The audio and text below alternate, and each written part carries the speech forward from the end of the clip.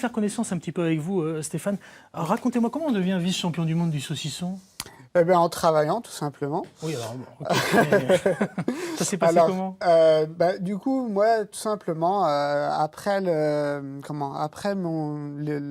collège, je me suis orienté facilement vers le CAP. CAP boucher charcutier, Voilà, j'imagine? CAP boucher Ouais. charcutier.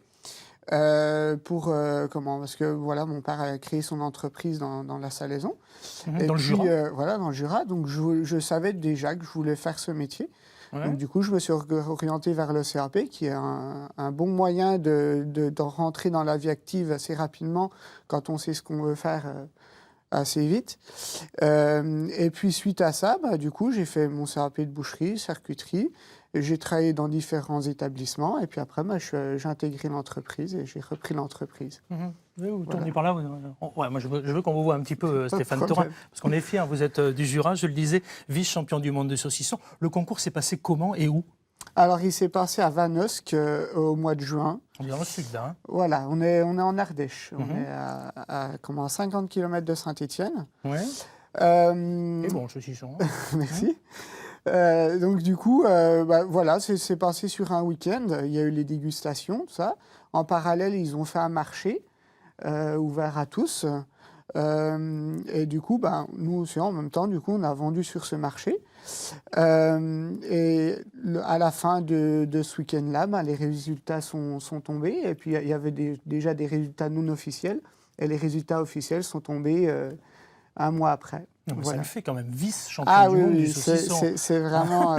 C'est le saucisson qui est là, celui que je mange depuis Voilà, tout à l'heure? c'est le saucisson sec nature. En Ouais. fait, étant donné que c'était Là, mon hein. tout premier concours, je me suis dit, je vais juste envoyer un seul saucisson.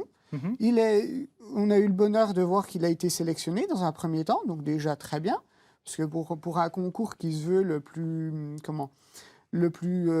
draconien, le plus sélectif au monde, c'était déjà intéressant de le voir sélectionné. Et après, quand on a vu afficher sur l'ordinateur les résultats officiels, comme quoi on était médaille d'argent, c'était, voilà, donc vice-champion du monde, du coup, c'était très, très sympathique. Je reviens sur ce saucisson. On est d'accord, Oui. c'est un saucisson sec, évidemment. Voilà, D'accord. exactement. C'est quoi comme recette?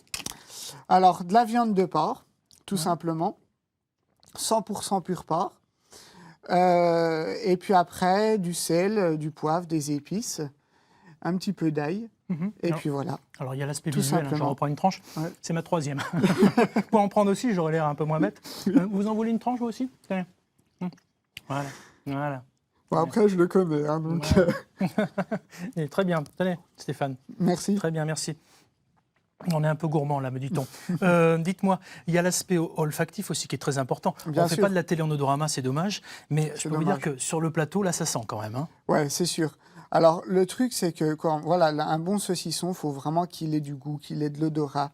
Il est épicé. Il a un peu de gras quand même. Hein.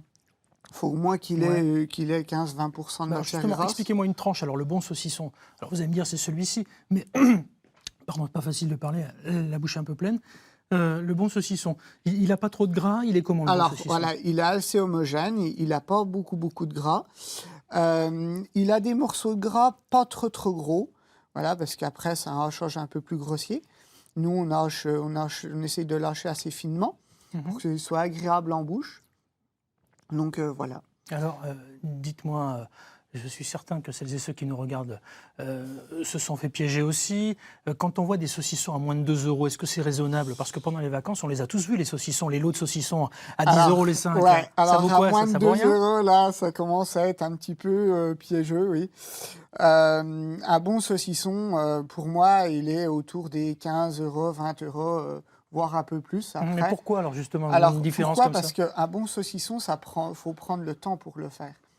Chez nous, les saucissons, ils sèchent entre 5 et 6 semaines. Et au total, il faut 7 à 8 semaines pour le faire.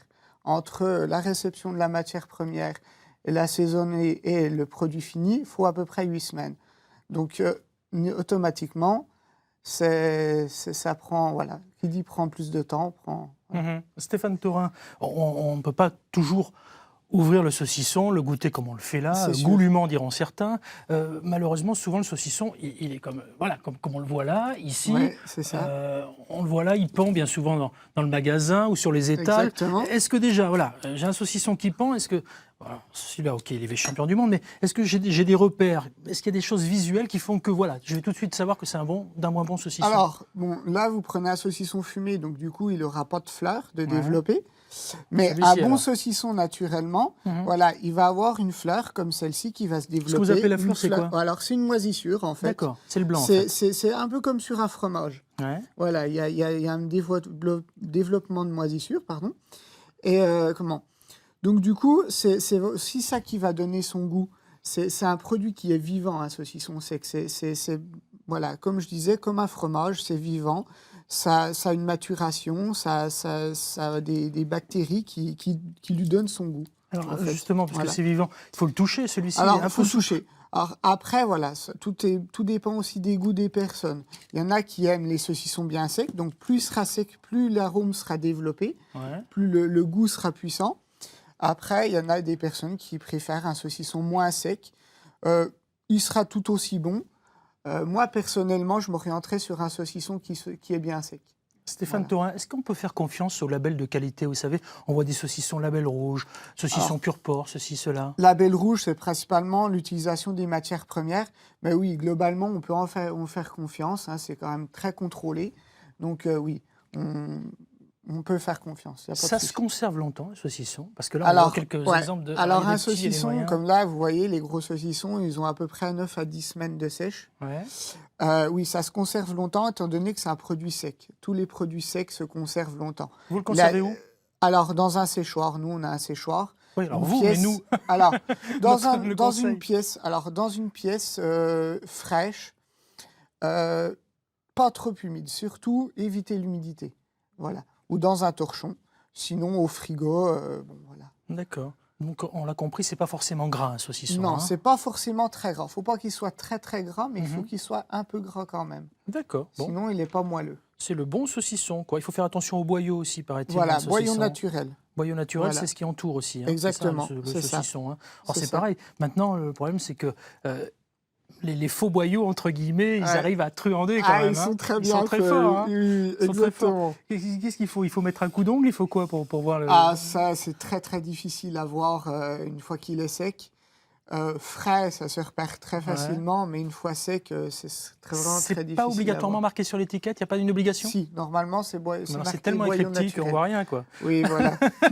C'est souvent comme ça. Bon, ok. Dites-moi, Il est-ce faut lire les que vous avez, étiquettes. dans les saucissons qui sont là, bon, il y a différentes variétés. Déjà, alors là, vous m'avez dit, ça, c'est un saucisson Ah, fumé. c'est ça, voilà. C'est ça? Ça, c'est quoi? Alors ça, c'est un petit saucisson qu'on fait pour l'apéritif. C'est des fagots. Ouais. On l'appelle saucisson apéritif, tout simplement, nous, quand Très on bien. le vend. C'est des petits bâtons, toujours poussés dans des boyaux naturels de mouton, Mhm. ceux-ci.